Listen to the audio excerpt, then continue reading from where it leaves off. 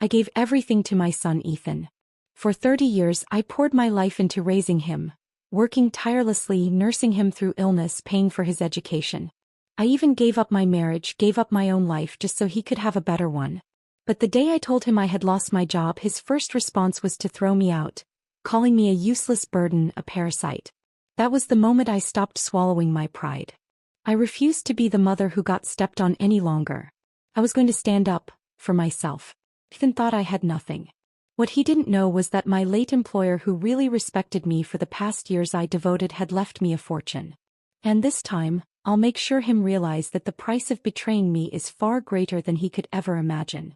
I had just gotten home when I told my son Ethan that I wouldn't be working for Catherine anymore. I hadn't even gotten to explain why before his face darkened and he cut me off mid-sentence. His voice rose sharply, his face flushing with anger. Why would you suddenly quit? That was $8,000 a month. What are you planning to do now? Just sit around freeloading?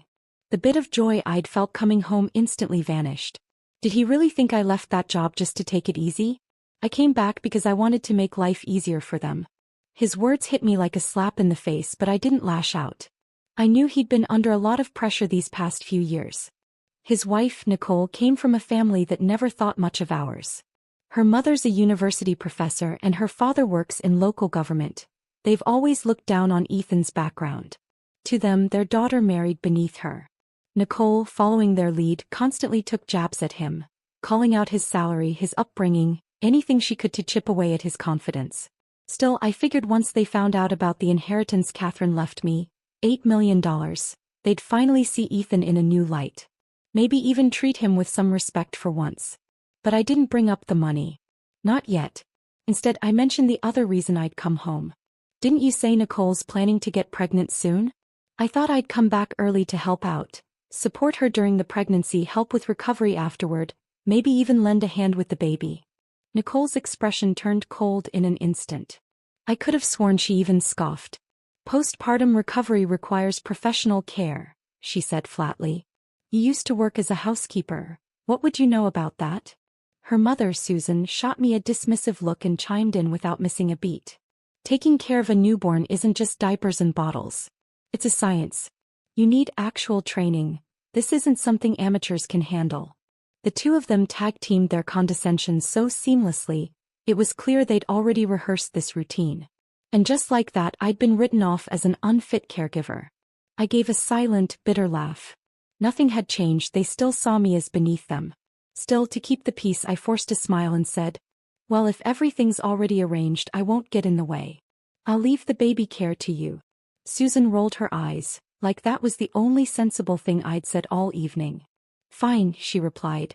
But you'll cover the cost of the nanny and the baby nurse. I'll handle the hiring and coordination. That one line left me speechless, a tight knot forming in my chest. My son Ethan jumped right in, picking up where Susan left off without missing a beat. Exactly, Mom. You never should have quit that job. Our expenses are about to double soon. You really ought to keep working. That's when it hit me, clear as day. They never wanted me to come home to rest. They just needed a steady paycheck funneled into the household. I was nothing more than a laborer to them, a walking A-team. My face hardened. I'm 58. I think it's time for me to get some rest and retired. Retired? Nicole let out a bitter laugh. You don't even have a pension. What retirement are you talking about? Her words nearly knocked the air out of me. I wanted to pay into a retirement plan years ago. It was you all who told me to save the money and help pay off your mortgage early instead. Now you throw that in my face. Nicole tossed her hair and snapped. That's because your income was pathetic. Who told you to buy a house you couldn't afford without a loan? You should have planned better. Ethan, now trying to calm Nicole down, raised his voice at me. Enough, Mom. Nicole's trying to get pregnant. You're just stressing her out. This is when we really need the money and you should be helping. You're still in great shape. There's no reason you can't keep working another 20 years. Save the retirement talk for when you're 80. Another 20 years. I froze, hollowed out by a wave of sadness I couldn't put into words. After everything I'd given, every sacrifice, every hour worked, every dollar earned, I was still nothing more than a cash machine in their eyes. That's when I truly saw it for what it was. All the talk of respect and gratitude, Just sugar-coated lies to keep me working. Back when Ethan was still in college, he'd already started dating Nicole. To help them live more comfortably, and to appease Nicole's judgmental family, I left everything behind and moved to another city to work as a live-in housekeeper, just so I could save enough to buy them a house. They didn't pay a single cent, yet the deed bore only their names. And back then, with tears in their eyes, they told me, "One day when we're better off, we'll take care of you. You'll finally get the life you deserve." But now I know what they meant by the life I deserve. A life of endless labor right up until my body gives out at 80. I held back my tears, steadied my voice, and said firmly, "I said I'm retiring. That's final. No one gets to make that decision for me." Susan must have realized I was serious and worried I might actually stop supporting them. Her tone softened instantly. "Look, it's not that we don't understand, you just have to be realistic. There's no spare room in the house for you. You can't expect to stay here forever, right? But I do have a compromise." I narrowed my eyes. Something about her expression made my stomach twist. "I happen to know a wealthy family looking for a live-in assistant. Good pay, room and board included. You've done that kind of work before. Should be an easy transition." Nicole jumped in with a smirk. "Perfect idea, actually. You could even help ease our financial load. Whatever you earn could go toward household expenses. Win-win, right?" Susan shrugged and added, "You're not someone who really needs to rest anyway. Going back to work wouldn't kill you. Don't be so quick to say no, just give it a try. If you do well, you might even get to stay long-term." My face turned colder by the second. "I already quit. I'm not going back into anyone's house to work ever again." Susan's smile vanished. Her gaze shifted, sharp now, calculating. "Well, if you're really done working for others, fine." She paused, her voice suddenly airy but laced with pressure. "There's a senior residence nearby. Good facilities, decent meals and lodging. You could apply for a work-based stay. Maybe kitchen help, janitorial services. Something to earn your keep." Nicole rolled her eyes and scoffed. "Now that's more reasonable. You can't just live in a hotel and expect us to foot the bill. At least in assisted living you'd be pulling your own weight. Stop expecting us to carry you." Rage simmered in my chest, but I forced myself to stay composed. I turned to Ethan. "You really think it's acceptable to send your own mother off to scrub floors in a retirement facility just to keep herself fed?" His eyes darted away, but he tried to keep up his rational act. "Mom, be realistic. You've always said you wanted to be independent. Isn't this the most dignified way to do that? You support yourself and we don't owe each other anything. And besides," he added, pulling out his phone, "there's an open spot available right now. I already called earlier to check. You could move in as soon as today." Then right in front of me he started dialing the number again. I could hardly believe what I was witnessing. The child I had poured my entire life into raising was now so eager to shove me out the door, like I was nothing more than dead weight. My hands trembled and tears streamed down my face, unstoppable. "Ethan, I gave everything I had to raise you. I drained my savings to buy you a home. And now, at this moment, all you see me as is a burden you can't wait to get rid of? Is this how you repay your mother?" For a brief second, guilt flickered in his eyes, but it was quickly swallowed by rage. He kicked over my suitcase, sending it crashing to the floor. "You think you suffered? That was your choice. If you hadn't divorced my dad, we wouldn't have ended up broke. I could have grown up rich and you ruined that. Let me tell you something, Margaret. You owe me for the rest of your life." I stood there in stunned silence, staring into his bloodshot eyes as a dull, unrelenting pain tore through my chest, like a blunt knife twisting slowly, slicing into everything I had left. He had no idea. The only reason I divorced his father was for him. If I hadn't walked away from that marriage, his so-called wealthy father never would have claimed him as his son. In fact, he might have been dumped into foster care, treated like a stray dog no one wanted. Every sacrifice I made, every choice, every tear, was for him to have a chance at a whole life. But now here he was, biting back like a cornered animal, blaming me for destroying the very future I tried so hard to protect. I pressed a hand to my chest, trying to steady the storm inside me, but the ache only deepened. All those years of devotion, of sacrifice, of love, suddenly felt like the cruelest joke life could have played on me. Ethan wasn't my biological child, he was adopted. The first time I saw him, I was volunteering at the city's child welfare center. He was barely a year old then. Frail as a kitten, lips tinged with blue, his tiny body drained of all life. The director told me Ethan had been born with a severe congenital heart defect. His birth parents had abandoned him in a dumpster. A passerby heard his faint cries and brought him to the orphanage. I still don't know exactly what drew me to him. Maybe it was the way his eyes, full of fear and longing, clung to mine. Or maybe it was because I'd lost my own mother when I was very young. Something about watching a child suffer felt unbearable to me. I went home and discussed it with my then husband. After much thought, we decided to adopt him. From that moment on, we crossed the country searching for hospitals and specialists, doing everything we could to save Ethan's life. But 2 years later, my husband changed. He said he was tired of raising someone else's child. He wanted a child of his own. He gave me an ultimatum: either send Ethan back to the orphanage, or leave him and raise the child alone. I didn't hesitate. I chose Ethan. Back then his condition was still unstable. I was terrified that going back to the orphanage would mean delayed treatment, or worse, the end of his life. So I worked double shifts, sometimes 3 jobs at once. At night I'd sit at the kitchen table, eyes burning, making handmade crafts just to scrape together extra income. And somehow through those long, desperate years I kept him afloat. He survived, recovered, and eventually became as healthy as any other boy. He even made it to college. I never told him the truth about his past. Not because I wanted to lie, but because I didn't want to burden him. He was already a sensitive, insecure child. I didn't want him to carry the weight of knowing he was first thrown away by his birth parents, then rejected by his adoptive father. I wanted him to believe the world could still be kind. That love, real love, did exist. But never in my worst nightmares did I imagine he'd grow into this. Cold, selfish, ungrateful. As furious as I am now, there's also a flicker of relief. Thank God I never mentioned the trust fund. If they knew that the $8 million had already been legally transferred to me, I can only imagine how much uglier this would have become. I looked at Ethan, my gaze icy and unflinching.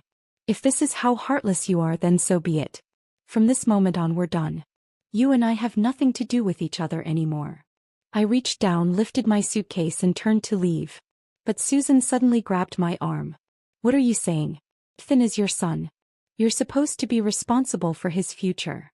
You can't just pack up and walk away like this. Nicole stepped in, echoing her mother's outrage. Yeah, what kind of mother does that? You raised him and now you want to wash your hands of it? That's unbelievably irresponsible. I let out a cold laugh. You're a college professor, an educated woman, and this is the argument you're making?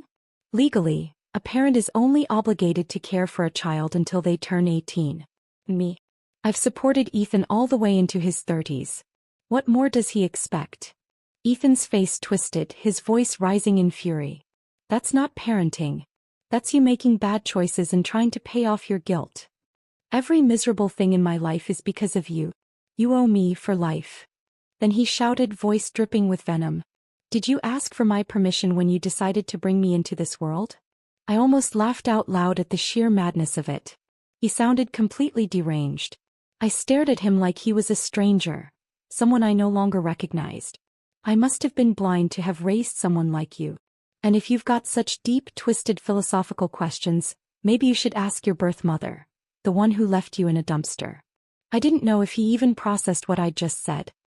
He froze for a beat, confused, but the fury still clung to his face. It didn't matter. Whether he understood or not no longer concerned me. I shook off Susan's grip and walked out the door without looking back. Almost immediately I heard angry shouts behind me. You're disowning your own son? You're not even human. Don't get too proud, Margaret. When you're old, sick, and no one wants to take care of you, let's see how far that independence gets you. No one's going to hire a woman your age. When you hit rock bottom, don't come crawling back to us. I paused, turned around slowly and looked at them with cool detachment. You should be more worried about yourselves, I said calmly. Don't forget the house you're living in, that house you treat like your birthright, was bought with every penny I scraped together over the years. If I ever decide to take it back, don't be so sure you'll still have a place to live. Nicole stormed to the doorway, pointing a finger at my face, seething with rage. Don't you dare touch this house. It's registered in my and Ethan's names. It's legally ours. You have no claim. The more she shouted, the steadier I felt. Fine. I said, my voice unwavering. Then hear this. I don't care if I have to spend the price of 2 houses. I will not let this house stay in the hands of a bunch of ungrateful leeches. Nicole's eyes widened in disbelief. Then she burst out laughing, her voice mocking. You've lost your mind. 2 houses. You probably don't even have $1,000 to your name. This house is ours. It's our marital property. You're just some washed-up maid trying to bite off more than you can chew. Get lost. People like you deserve to rot on the streets. With that, she slammed the door in my face. I didn't respond. I didn't argue. I didn't even flinch. I just turned toward the elevator, pulled out my phone, and started browsing listings for luxury homes in the city's top neighborhoods. A bitter smirk played at my lips. If I didn't move into the best house in town, I'd be doing a disservice to the $8 million sitting comfortably in my trust fund. That night, I checked into the most exclusive 5-star hotel downtown. Then I contacted Catherine's private attorney and instructed him to initiate the legal proceedings to reclaim everything that was rightfully mine. In the days that followed, I lived in that hotel while diving deep into the city's luxury real estate market, researching properties, reviewing listings, and scheduling viewings. A week later, I had an appointment to tour a highly sought-after gated villa community. It was the most prestigious development in town. What I didn't expect was the sales agent assigned to show me the property was none other than Susan's niece, Chloe. The luxury real estate showroom was bustling with people. Despite the starting price of these villas being well over $1 million, the project's exclusivity had drawn a steady stream of prospective buyers. I had just stepped into the grand lobby when a young woman with long hair and a fresh, eager smile approached me. Good afternoon, ma'am. Would you like me to walk you through the project details? Yes, please. Could you start by showing me the model homes? I followed her toward the display area, but we hadn't made it more than a few steps when a sharp voice rang out across the room. Who's handling client screening today? Do we just let anyone walk in now? I looked up. There she was, Chloe, Susan's niece, Nicole's cousin. We'd only met a few times, but she had left a lasting impression. Classic social climber attitude, the kind who drips arrogance in every word and move, constantly flaunting how she only dealt with high society clients. Before I could react, she was already striding over, heels clicking confidently, eyes full of disdain. Margaret? What are you doing here? I glanced at her coolly and kept walking. I'm here to view a property. Is there a problem? She immediately stepped in front of me, blocking my path with a sneer. A housekeeper? You think you can afford this place? Don't tell me you're just here for the free coffee. I've seen plenty like you, pretending to be buyers just looking to snag some free snacks. People nearby began glancing over, whispering, their expressions carrying that uncomfortable mix of judgment and curiosity. Some even nodding slightly as if to say she's not wrong. The young assistant beside me spoke gently, trying to defuse the situation. Chloe, I'm not busy right now. I can show this lady around. But Chloe shoved her aside without hesitation, eyes burning with contempt. And who do you think you are, lecturing me on how to do my job? The girl shrank back, intimidated. Then Chloe turned and waved over 2 security guards. You two, escort this visitor out of here. Now. The showroom fell silent. All eyes were on us. I raised my hand calmly, stopping the guards before they could approach. I came here to view a property. On what grounds are you kicking me out? Where's your manager? I'd like to speak with someone in charge. I turned toward the crowd. You're all here to look at properties too. Why don't you tell me, have I done anything inappropriate? The guards hesitated. I wasn't backing down, and they clearly didn't want to get involved in something messy. Chloe stood with her arms crossed, scoffing loudly. Go ahead. Make a scene. Let's see how far you take this performance. Just then, a young man in a crisp white shirt approached quickly, wearing a polished, professional smile. Good afternoon, ma'am. I'm Alex, the sales manager for this project. Is there an issue I can assist with? Before I could speak, Chloe jumped in. Alex, she's just here for the freebies. I was about to have security remove her. Alex frowned slightly but kept his tone courteous. Ma'am, would you mind showing us some form of financial verification? As you know, this is an invitation-only showcase, and we do require proof of purchasing ability. Without hesitation, I pulled out a folder. They already verified my documents at the entrance. Chloe snatched the folder out of my hand and flipped it open dramatically. $5 million? Are you kidding me? She shouted loud enough for half the showroom to hear. She's a housekeeper. There's no way she has that kind of money. I know her background better than anyone here, she added smugly. This has to be fake. We can't let someone like her play us. Alex stood there, frowning deeply, clearly caught in the middle. I didn't bother arguing. Instead, I took out my phone, opened my banking app, and held it up for them to see. The young assistant leaned in, counting softly under her breath. 100,000, oh my God. Over 8 million. Gasps rippled through the crowd. People's eyes widened, no longer judging, now stunned, curious, even slightly in awe. Someone near me whispered, "Damn, she's got serious money." Chloe's face drained of color, cycling rapidly from red to pale green to ghost white. She looked like she wanted to vanish into the floor. But Chloe still wouldn't give up. She kept pushing, her voice sharp and stubborn. "Alex, that banking app on her phone has to be fake. There's no way she has that kind of money." Alex's face darkened, his brow furrowing deeply. "Chloe, that's enough." Then he turned to me with a composed, respectful tone. "Ma'am, I truly apologize. This has clearly been a mistake on our part and we'll handle it appropriately. I'll assign our most experienced client manager to assist you right away." I waved a hand lightly, offering a calm smile, then turned to the young woman who'd greeted me earlier. "No need. She's perfectly fine. Very professional. I want her to show me the property." Alex looked slightly uneasy. "Actually, she just started, still in training technically. I was only worried she might not have enough experience." "But I like her," I said firmly, leaving no room for discussion. "I'm buying the house today and I want to do it through her." Alex nodded immediately, flustered but eager. "Of course. Absolutely. Monica, make sure you take excellent care of our distinguished guest." Chloe stood off to the side, her face stiff, her lips twitching with suppressed frustration. She watched me walk away, seething, then muttered under her breath, "Just a glorified errand maid pretending she's somebody." I ignored her completely and pointed to the scale model at the center of the showroom. "I want to see this one," I told Monica. The moment I laid eyes on that villa, I knew.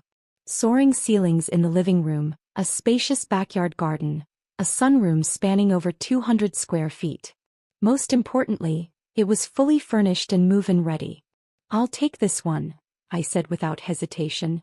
"Let's get the paperwork started." Monica's eyes lit up with excitement.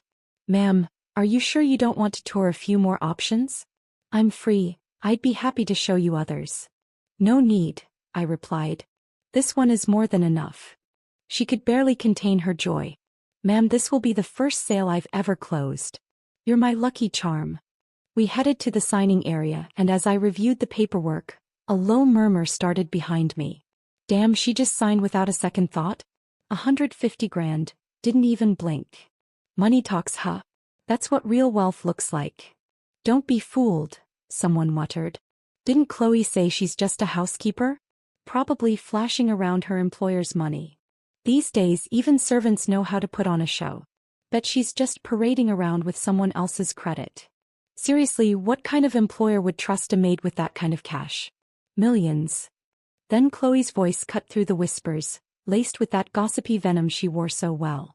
"Oh, you have no idea. She's not your average housekeeper." "No? Then what is she?" "She's one of those live-in assistants for wealthy old men. You know, not just dusting and mopping, if you catch my drift." "No way. At her age? That's just shameless."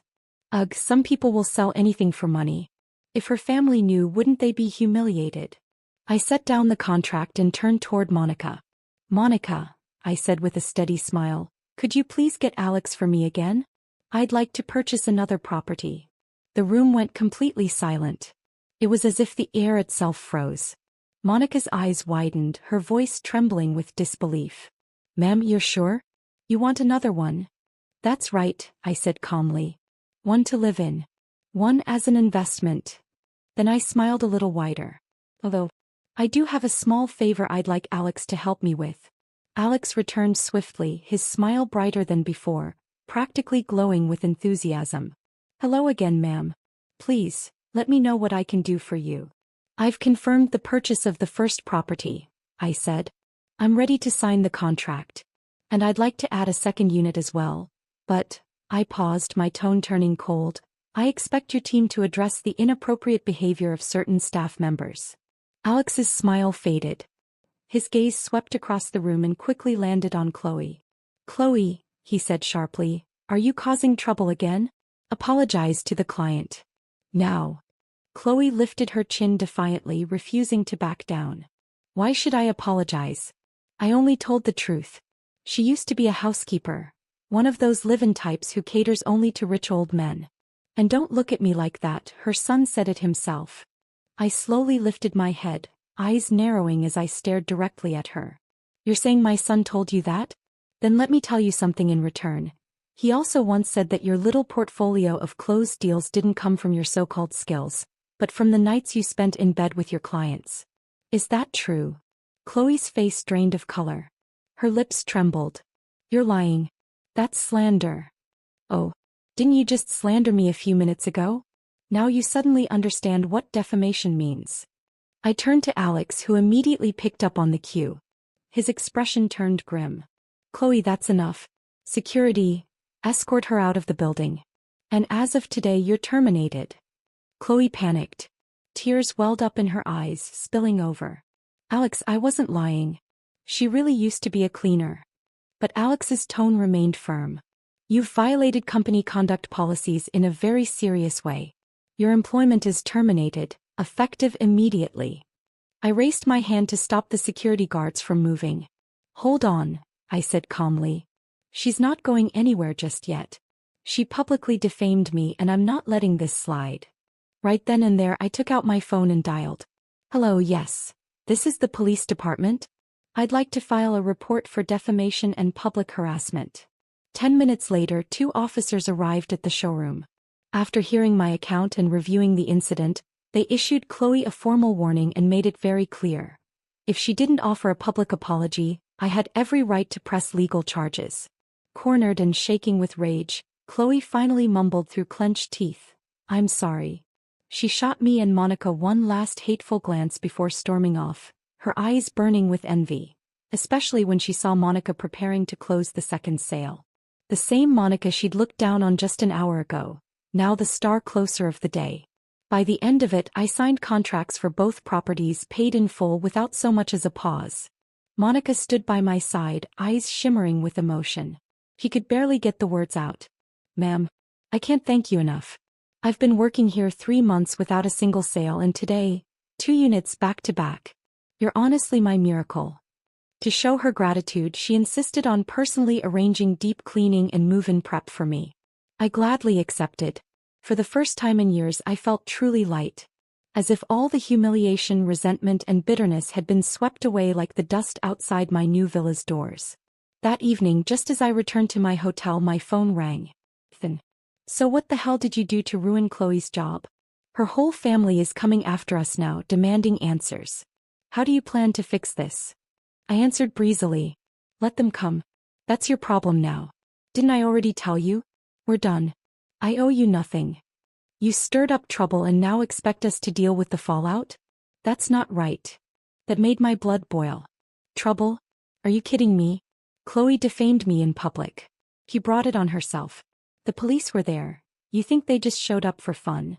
If this turns into a bigger mess, don't think you'll walk away clean either. Ethan went quiet for a beat. When he spoke again, his tone had softened noticeably. All right, let's just move on. By the way. There was that hesitant tone, that calculated shift in interest. So, Mom, who's your new employer really? They must be seriously loaded, and they seem to be treating you pretty well too, huh? I laughed silently to myself. There it was again, the scent of money, and he was sniffing around like a bloodhound. It doesn't matter who they are. It has nothing to do with you, Ethan. Let me say it one more time, we're done. For good. And with that, I ended the call and blocked every single number from him, Nicole, and their entire family. But what I didn't expect was that just a few days after moving into my new home, I ran into someone I hadn't planned on seeing again, Susan. That afternoon, I was at a high-end piano showroom downtown, browsing options for a grand piano. I had just settled onto the bench, ready to test out the keys, when the front doors swung open and a flurry of footsteps echoed through the space. In walked Susan, surrounded by her ever-present circle of socialite friends, their voices loud and shrill with self-importance. "What kind of store is this?" Susan scoffed. "Letting just anyone sit down and bang on a piano? How unprofessional." Her eyes landed on me and the sarcasm practically dripped from her smile. "Margaret, did you even wash your hands before touching that instrument? Weren't you in healthcare work all these years? God knows what kind of germs you've got crawling all over your fingers. Who would have thought such an expensive piano could be so casually contaminated?" Her little clique chuckled and whispered among themselves, eyeing me with barely disguised contempt. "So that's the housekeeper-in-law you were talking about?" one of them asked, not even bothering to lower her voice. "'Tis they. Can't afford to buy one, so she comes here just to pretend? How embarrassing." Another woman, her hair piled into a dramatic bun and oversized sunglasses perched on her nose, gave me a disdainful once-over.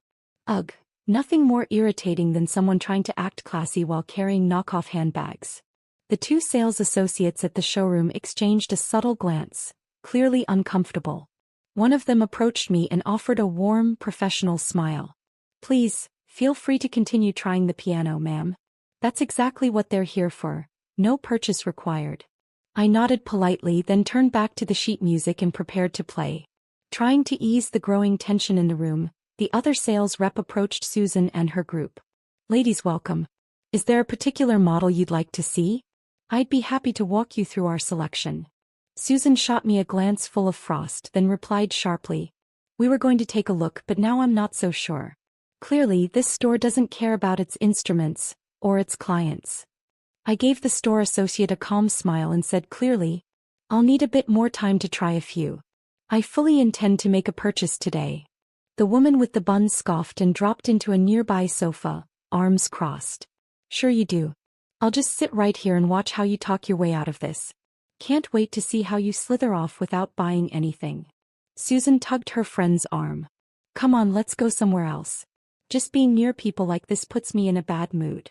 But I knew better. Susan had already heard from Chloe that I'd bought 2 villas. She was clearly unsure whether to believe it and afraid I might prove her wrong again.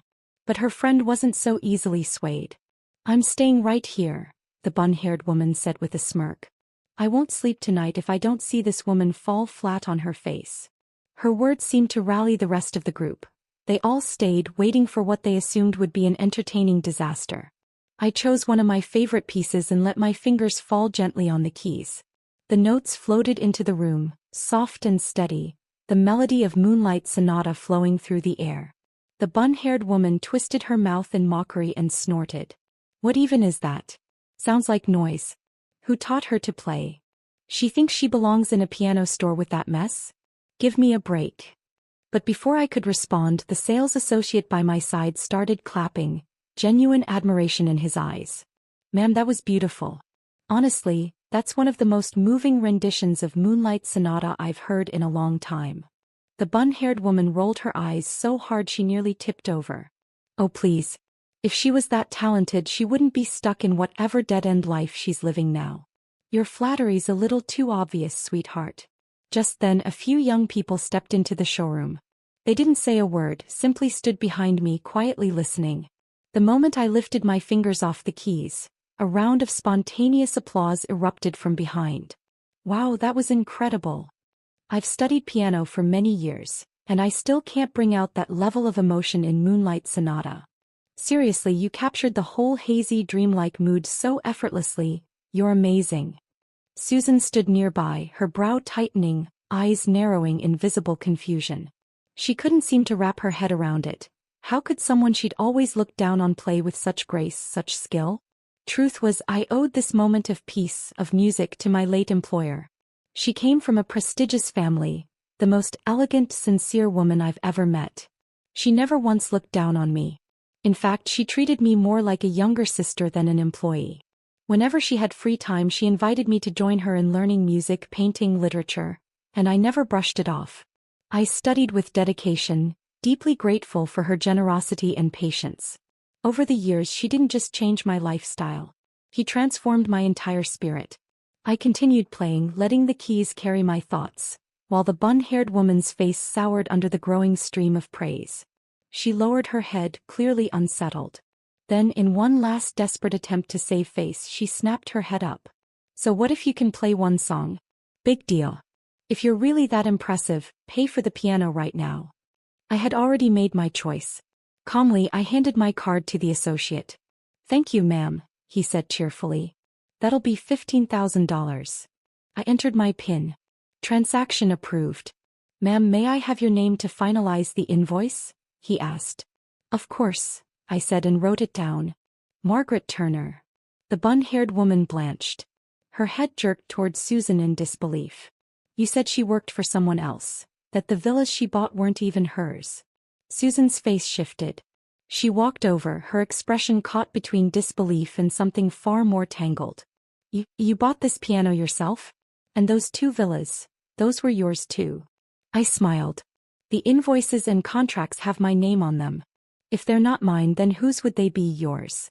Her face twisted instantly, a storm of shock, envy, suspicion, and bitter regret flickering across it. Margaret, you were just a housekeeper. Where did all that money come from? Every dollar I spend was earned legally and rightfully. My voice was sharp, cold. Susan scoffed. Oh please. You must have done something shady to get it. The bun-haired woman chimed in immediately. Yeah, maybe she's a scammer. That's how people make fast money these days. No sooner had those words left her mouth than another woman, who'd been quiet all this time, suddenly snapped. What? Scammer? Don't even joke about that. She fumbled for her phone, her hands shaking. Hello 911? I need the police. There's a con artist here. Before anyone could react, she hung up and stormed toward me, trying to grab my clothes in a fit of rage. The store staff rushed to hold her back. She was crying, shouting, completely hysterical, and finally I understood the reason behind her outburst. She'd been swindled out of over $100,000 6 months ago. She'd never gotten it back, and the pain still festered so deeply inside her that the mere mention of scam shattered her control. Her fury wasn't aimed at me, it was aimed at a shadow from her past. The police arrived quickly. And to my surprise, it was the same 2 officers I had met the day I purchased the villas. One of them raised his brows in recognition, a smile tugging at the corner of his mouth. Oh, it's you again, ma'am? I nodded politely. But before I could speak, the curly-haired woman jumped up and shouted. She's a scammer, officer. Arrest her right now. The officer's smile faded. He turned serious. Ma'am, do you have any proof of this accusation? Proof, she snapped. Of course not. I'm just providing a tip. You should investigate her yourselves. I mean, come on. How could a housemaid afford villas and grand pianos? Does that sound normal to you? The officer sighed, spreading his hands. Maybe she won the lottery. It happens. Susan immediately jumped in, her tone sharp. Her? Winning the lottery? Don't be ridiculous. She's never had a lucky day in her life. Grew up without parents, failed marriage, low-class jobs. People like her don't get lucky, they get desperate. She has no education, no career path. What else could she have done besides some shady business to get that kind of money? The officer's expression hardened. Ma'am, I advise you to watch your words. Accusations without evidence fall under defamation and personal attacks. We can open a case if needed. Susan's face paled. She clammed up instantly. A swirl of emotions stirred inside me, frustration, pain, anger. But mostly clarity. Life hadn't been easy. I'd grown up alone. After the divorce, I bent over backwards to support a son who never appreciated a thing I did. And now, the very people who'd once enjoyed my sacrifices were using my lowest points as ammunition to attack me. If I had a nemesis in life, it was Susan, her daughter Nicole, and Ethan. They weren't just ungrateful. They were the real curses in my story. But now I finally saw them for who they truly were. I pulled out my phone, opened my banking app, and without a word turned the screen towards Susan, holding it up so she and everyone else could see. You don't want to see me happy? Tough luck. Looks like heaven had other plans. See this? Over 8 million. All legal. All mine. No dirty secrets, no tricks. Just blessings you'll never understand. If that makes you sick, well, I hope it ruins your appetite. You want to accuse me of sleeping my way to the top? Go ahead. Sue me. I'll be waiting. Susan's water cup slipped from her hand and crashed to the floor with a loud clang. I could almost hear the crack of her pride shattering. 8 million. How the hell do you have that kind of money? Her voice shook, panic breaking through her disbelief. Then her expression twisted, almost like something had just clicked. Oh, now I get it. That's why you cut ties with your son. You got rich and dumped him like trash. How heartless, Margaret. You're unbelievable. I turned to her, my tone sharp, unwavering. Don't twist the story, Susan. I was ready to leave every cent to your daughter and my son. That was my plan. But then you two decided I was a burden the minute I quit my job.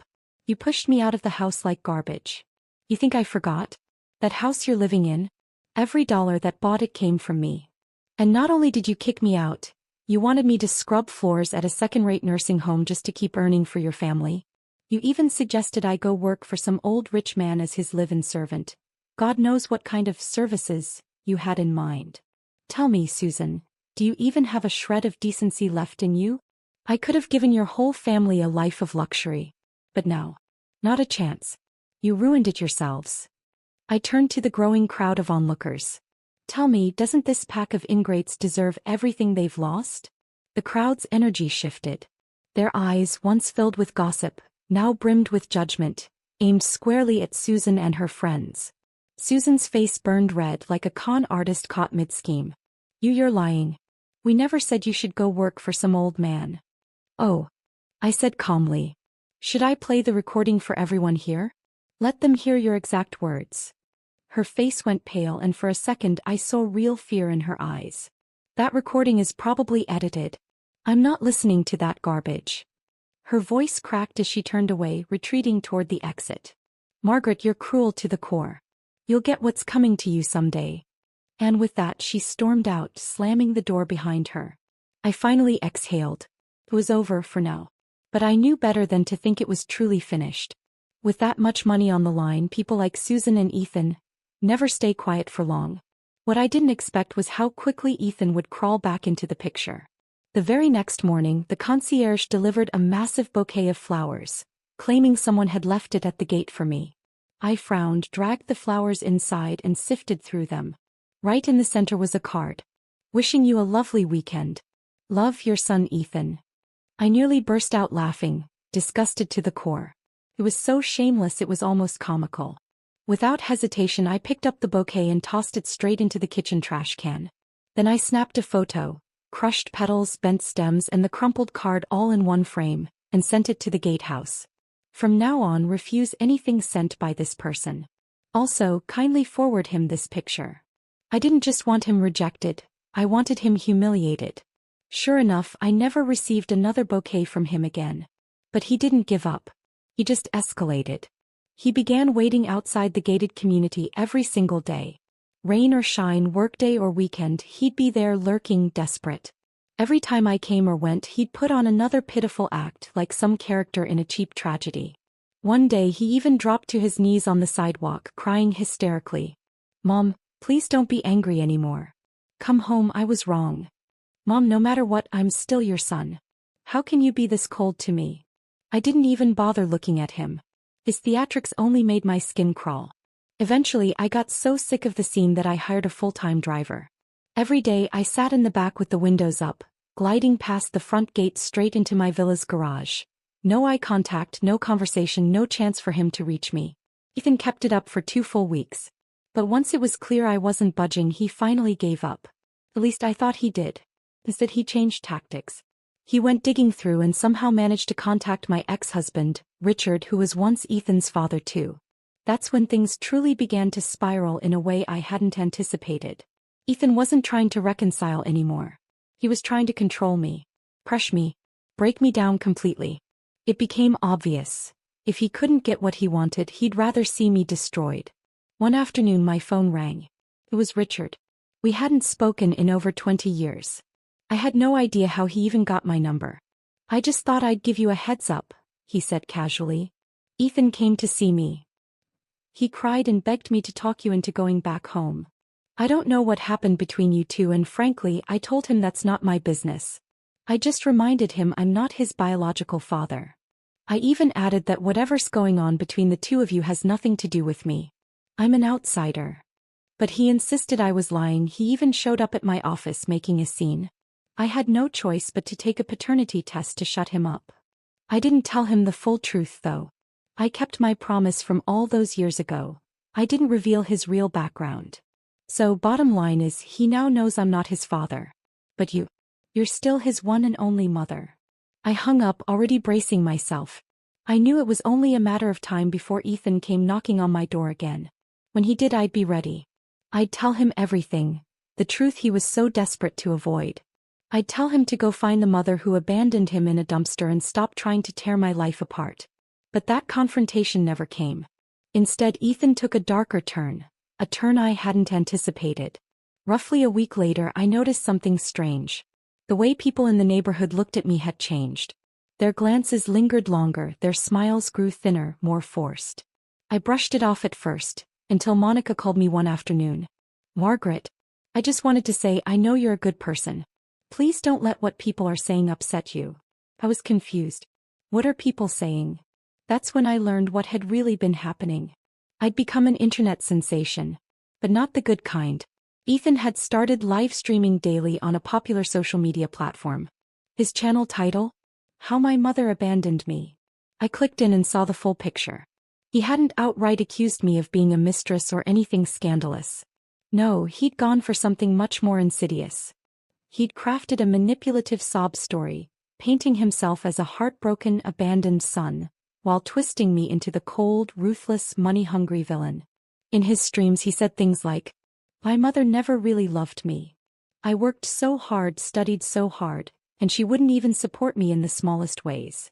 The year I got into college, she left for another city to work as a live-in assistant for rich people, leaving me to live alone in a tiny rental apartment. When I got married, she didn't contribute a single dollar. Even when my wife got pregnant, she never offered a shred of help. Now that she's suddenly rich, she's cut me off completely, like I never existed. I don't even want money, I just want her to acknowledge me as her son. But she won't even say my name. She lives in a mansion now, rides in luxury cars, and enjoys an upper-class life, while I get judged and humiliated on the streets." The comments section exploded. People split into two camps. Some sympathized with him, others called me heartless. And of course there were the instigators. A mother like that doesn't deserve to be called one. She should be ashamed. He's so pitiful. I'd do anything to give him the love he never had. His live stream blew up. His follower count skyrocketed. He even started selling merchandise and products on his channel, riding the wave of pity donations from his so-called supporters. "Will be the warmth your mother never gave you. You deserve better, sweet boy. She doesn't deserve happiness." And then things turned even uglier. People began digging into my personal life. My name, my photo, my address. All of it started circulating in comment sections and reposts. I had officially become the face of a social media villain, the most heartless mother on the internet. And then that evening my phone rang again. This time it was my lawyer.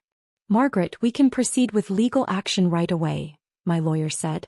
"We can file for removal of defamatory content, demand a public apology, and pursue compensation for damages." I paused for a few seconds, then smiled calmly. No rush. Let him perform a little longer. I plan to take this into my own hands first. That same night, I registered my own account on StreamNet and launched my own live channel. I titled it, "So This Is the Mom Who Abandoned Ethan." First, I dropped into Ethan's stream and sent several $1,000s in donations, instantly grabbing attention and spiking the live chat feed.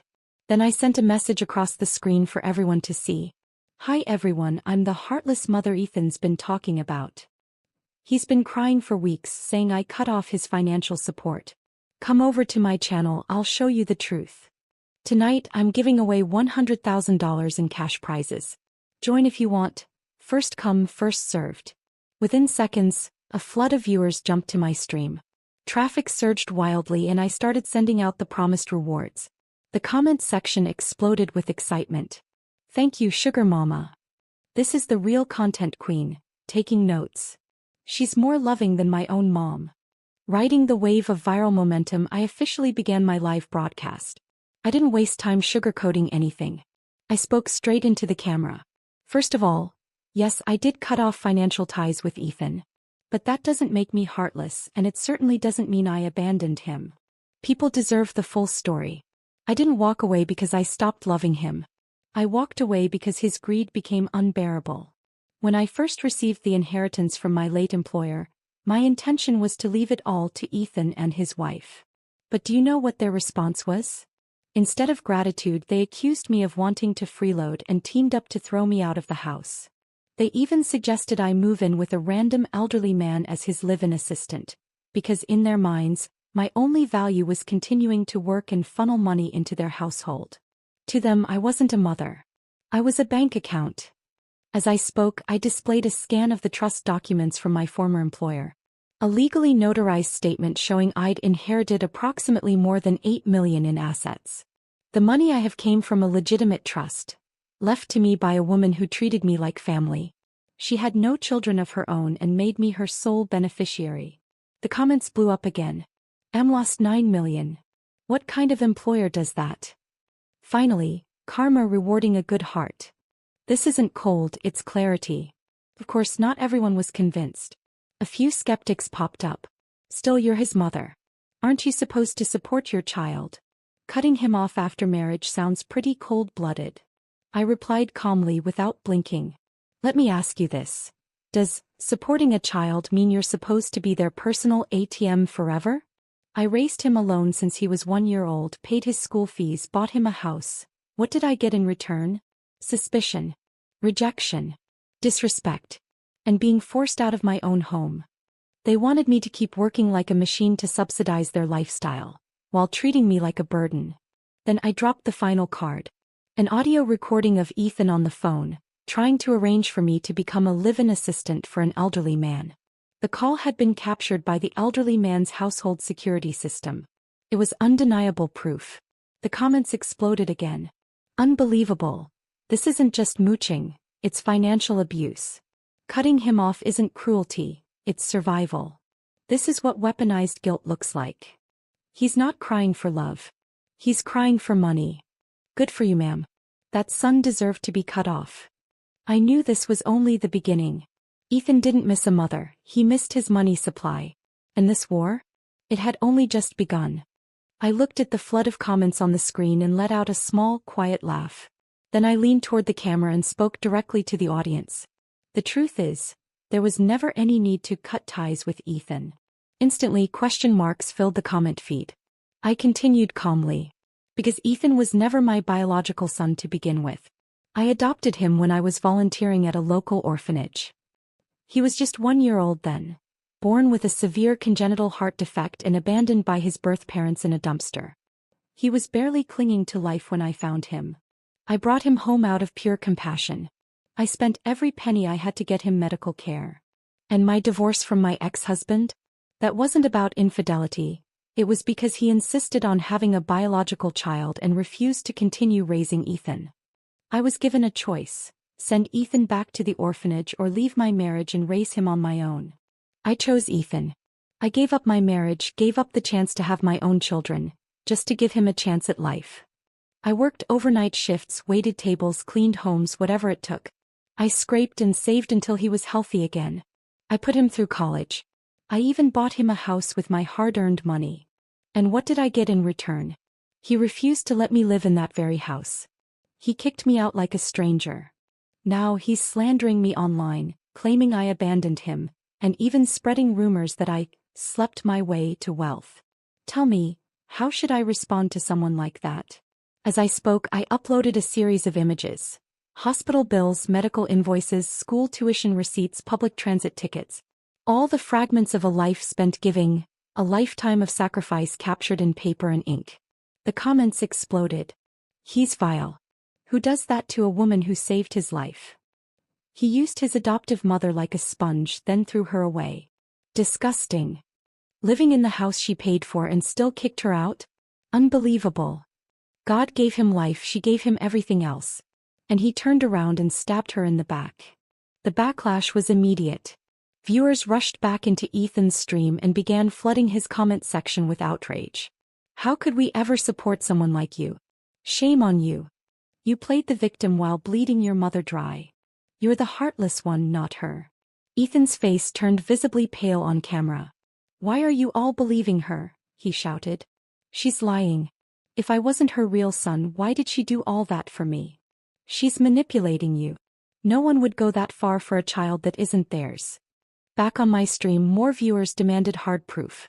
Without hesitation, I uploaded a scanned copy of the official adoption certificate. This is the government-issued record. Verified, public, and authentic. The comments section erupted once again. That's it. End of discussion. She's telling the truth. This isn't just betrayal, it's moral bankruptcy. He used her love, her money, her life, and still tried to destroy her. Report him. He doesn't deserve a platform. And just when I thought it couldn't get worse, Ethan doubled down. So what if I wasn't her real kid? She didn't have to save me. I never asked her to. Maybe if she hadn't taken me in, I would have been adopted by a real family. She ruined my life. She never should have interfered with my fate. That was the final straw. The internet exploded. You're mad she saved you. That's the most disgusting thing I've ever heard. Let the whole world see this monster's true face. Report him. Now. In less than a day, public opinion turned completely. Ethan went from abandoned victim to ungrateful parasite feeding on his adoptive mother's blood. His streaming channel was permanently suspended by the platform that same night. My lawyer filed a formal defamation and harassment lawsuit against him, demanding financial compensation for damages. We also filed for an injunction to legally prohibit him from making any further defamatory statements or attacking me through social media platforms. Eventually, the court ruled in our favor. Ethan was found guilty of violating cyber safety and defamation laws. He was ordered to pay damages and cover all legal fees. His streaming privileges were revoked. His social media accounts permanently banned. Me. I was finally completely free. There was no longer any trace of Ethan in my life. And there never would be again. Another 6 months passed and I finally reclaimed the house that had once been mine. Through a meticulous legal process, my attorney team successfully reversed the property ownership. The day everything was finalized, I stood in the living room, staring at the familiar curtains, watching sunlight spill across the hardwood floor. For the first time in years, I felt truly light, like I'd finally exhaled after holding my breath for decades. A few days later, Susan's daughter, Ethan's wife, filed for divorce. She signed the papers in her lawyer's office with complete composure, not uttering a single extra word. It was clear she'd seen him for who he really was. A man who whined about being wronged but never took responsibility, full of resentment but completely devoid of self-awareness. And just like that, Ethan vanished from my life entirely. I didn't ask about where he went and I had no interest in looking back. Years passed. Then one day, while chatting with an old friend at a cafe, she casually mentioned, "I heard Ethan ran off to Canada. He's always online bragging about how free and easy life is over there." Out of curiosity, I searched his name online. What I found was haunting. The video footage showed him disheveled and hunched beside a trash bin on a street corner, gnawing on a piece of moldy bread with vacant, unfocused eyes. Sometimes he'd break into a manic smile. Other times he'd burst into uncontrollable sobs that tore through his whole body. He'd lost his mind. The same man who once stood in front of a camera, painting me as a villain, fishing for sympathy, selling sorrow for attention, had become exactly what he deserved to be, a ghost on the margins of real life. But I didn't feel satisfaction. I didn't feel anger anymore either.